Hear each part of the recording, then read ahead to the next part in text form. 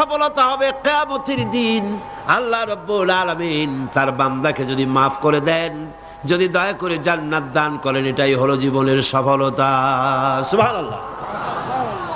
আল্লাহ পাক বলছেন সাফল্যের কোরআনী ধারণা ভিন্ন রকম।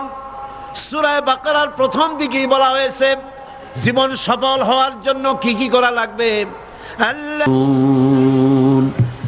জীবন যাদের সফল হবে তাদের গুণ বর্ণনা করা হচ্ছে। শোনেন, আল্লাহ পাক বলছেন যারা নাকি গায়েবকে বিশ্বাস করবে, অদৃশ্যকে বিশ্বাস করবে। আমরা বিশ্বাস করছি কিনা? আর যারা জবাব দিলেন না তারা বুঝি করেন নাই।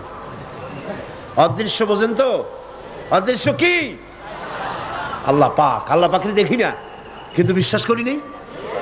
এত আস্তে করলেন কেন? বিশ্বাস করছি কিনা? অবশ্যই করেছি, হাজার বার করেছি, জীবনের বিনিময় করি।